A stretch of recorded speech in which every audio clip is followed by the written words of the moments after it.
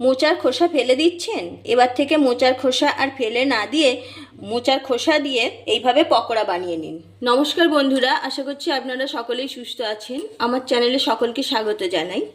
আজকে আমি আপনাদের সঙ্গে শেয়ার করছি মোচার খোসা দিয়ে পকোড়া। মোচার খোসা তো আমরা ফেলেই দিই, আমরা মোচার এই সাদা খোসাটা নিয়েছি, লাল খোসাটা নেব না, সাদা খোসাটা দিয়েই পকোড়া বানিয়ে দেখাচ্ছি। কিভাবে বানাচ্ছি সম্পূর্ণ ভিডিওটা স্কিপ না করে দেখতে থাকুন। প্রথমে আমি মোচার খোসাগুলো ছোট্ট ছোট্ট করে কেটে নেব। মোচার খোসাগুলো আমি এইভাবে ছোট ছোট করে কেটে নিয়েছি, কেটে নুন আর হলুদ জলে ভিজিয়ে রেখেছি। দেখুন আধ ঘন্টা ভিজিয়ে রেখেছি, কষটাও অনেকটা বেরিয়ে গেছে। এবারই খোসাগুলো নুন আর হলুদ দিয়ে আমি ভাপিয়ে নেব। ভাপিয়ে নিয়ে ফিরে আসছি। মোচার খোসাটা ভাপিয়ে জল ঝারিয়ে নিয়েছি। এবার এর মধ্যে দিয়ে দিচ্ছি চালের গুঁড়ি, বেসন, 2 চামচ বেসন দিয়ে দিলাম। নুন দিয়ে দিচ্ছি, মোচা ভাপানোর সময় নুন দেওয়া ছিল, সেই জন্য কম করেই নুনটা। অল্প পরিমাণে হলুদ গুঁড়ো, লঙ্কার গুঁড়ো, জিরের গুঁড়ো, গোলমরিচের গুঁড়ো। একটা পেঁয়াজ কুচি করে কেটে নিয়েছি, পেঁয়াজ কুচিটা দিয়ে দিচ্ছি। গ্রেট করে রাখা রসুন, আর দিয়ে দিচ্ছি গ্রেট করা আদা, কারি পাতা দিয়ে দিচ্ছি। এবার ভালোভাবে মাখিয়ে নিচ্ছি। 1 চিমটি পরিমাণ খাবার সোডা দিয়ে দিচ্ছি, একটু কাঁচা লঙ্কা কুচি। ঝালটা আপনারা আপনাদের পরিমাণ মতো দেবেন, বেশি খেতে চাইলে কাঁচা লঙ্কাটা একটু বেশি দিতে পারেন। খুব ভালোভাবে মাখা হয়ে গেল।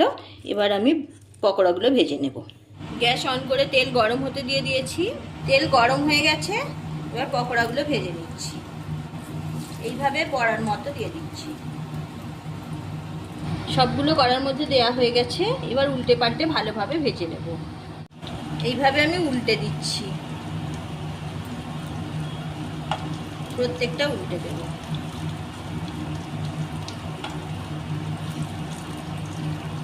এই পিঠটা ভাজা হয়ে গেছে, আমি আবারও উল্টে দেব।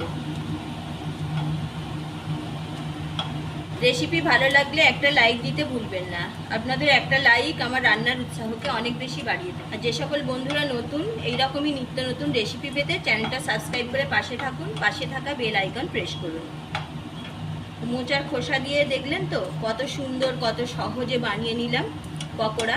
তো এইভাবে আপনারাও একবার বাড়িতে ট্রাই করুন। মোচার খোসা এবার থেকে আর ফেলে না দিয়ে এইভাবে পকোড়া বানিয়ে খান। মোচার মতো মোচার খোসার খাদ্যগুলো প্রচুর। দেখুন আমার পকোড়াগুলো ভাজা হয়ে গেছে। মিডিয়াম আছে আমি উল্টে পাল্টে ভালোভাবে লাল লাল করে ভেজে নিয়েছি। এবার গ্যাস অফ করে দিচ্ছি, পকোড়াগুলো প্লেটের মধ্যে তুলে নিচ্ছি।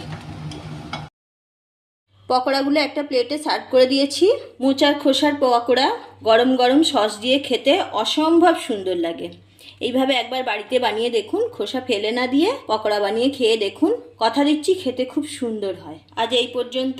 ভালো থাকুন, সুস্থ থাকুন। আবারও দেখা হচ্ছে অন্য কোনো এপিসোডে।